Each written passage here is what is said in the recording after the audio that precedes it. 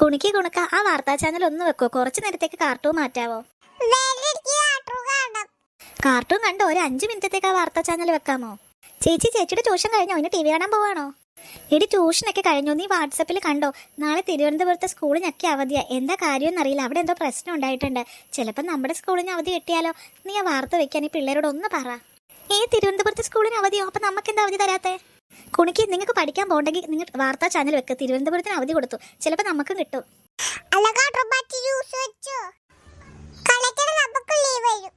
വാർത്തകൾ വിശദമായി. തിരുവനന്തപുരത്ത് ട്രെയിനിൽ സ്ഫോടനം.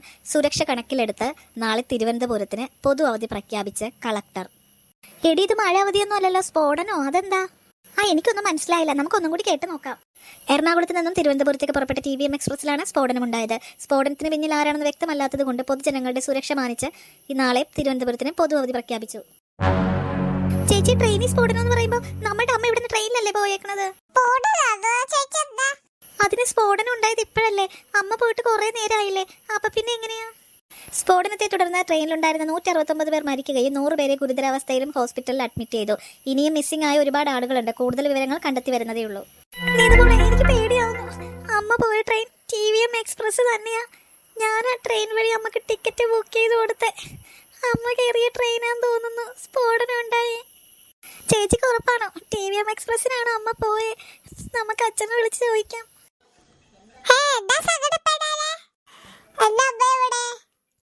മക്കളെ, അച്ഛൻ വിളിച്ചിരുന്നോ? വാർത്തയിൽ എന്തൊക്കെയോ പറയുന്നു. ഞങ്ങളുടെ അമ്മ പോയ ട്രെയിനാണോ അത്?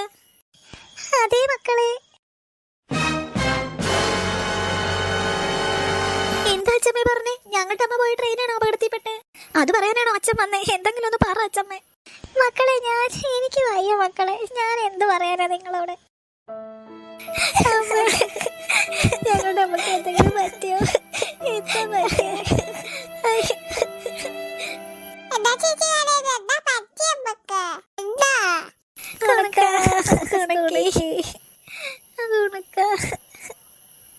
നിങ്ങളിങ്ങനെ സങ്കടപ്പെടല്ലേ മക്കളെ. അച്ഛൻ തിരുവനന്തപുരത്തേക്ക് പോയിട്ടുണ്ട്.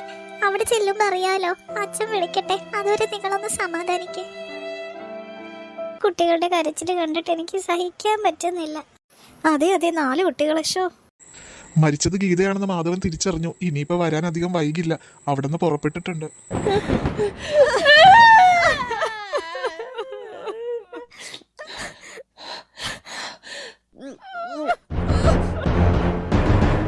വെള്ളിയമ്മ, ഇവർക്ക് എങ്ങനെയുണ്ട്?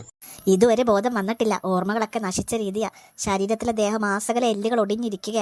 എന്റെ ചികിത്സ ഫലിക്കുമോന്നറിയില്ല. എനിക്ക് തോന്നുന്നു ആ ട്രെയിൻ സ്ഫോടനം ഉണ്ടായില്ലേ, അവിടെ നിന്ന് തെറിച്ച് വീണതാന്ന്. കാരണം കാട്ടുവള്ളി കുടുങ്ങിയാണ് ഇവരെ എനിക്ക് കിട്ടിയത്. പക്ഷേ ഇപ്പൊ വാർത്ത മുഴുവൻ പരക്കുന്നു ട്രെയിൻ സ്ഫോടനം ഉണ്ടായെന്ന്. ഇവരുടെ ദേഹത്തെ പൊള്ളൽ കണ്ടിട്ട് എനിക്ക് അങ്ങനെയാ തോന്നുന്നേ. എന്തായാലും ഇപ്പൊ നീ പോലീസ് വിവരം അറിയിക്കണ്ട. പുതിയതായിട്ട് ഞാൻ കണ്ടുപിടിച്ച പച്ചില മരുന്നുകളൊക്കെ പരീക്ഷിക്കാൻ ഞാനൊരാളെ നോക്കിയിരിക്കുമായിരുന്നു. അതെന്തായാലും ഇവരീ ചെയ്യാം. ഇവർക്ക് ഓർമ്മയില്ലാത്തത് കൊണ്ട് ഇവർക്ക് അറിയില്ലല്ലോ. അത് വേണോ വെള്ളിയമ്മ? വേണം. നീ പറഞ്ഞത് കേട്ടാ മതി. ആദ്യം ഇവർക്ക് ബോധം വരട്ടെ, എന്നിട്ടാകാം പോലീസിലൊക്കെ അറിയിക്കുന്നത്. നീ ചെല്ലേ, ഞാൻ പറഞ്ഞതുപോലെ കാട്ടുതേനും വയമ്പും കൊണ്ടുവാ. ശരി വെള്ളിയമ്മ. പാവം സ്ത്രീ. ഏത് കുടുംബത്തിലെ ആണാവോ, വീട്ടുകാരിപ്പ വിഷമിക്കുന്നുണ്ടാവും. നിന്നെ ഞാൻ എണീപ്പിച്ച് നടത്തും. എന്നാലേ എന്റെ മരുന്നുകൾ ഫലിച്ചോന്ന് എനിക്കറിയാൻ കഴിയൂ.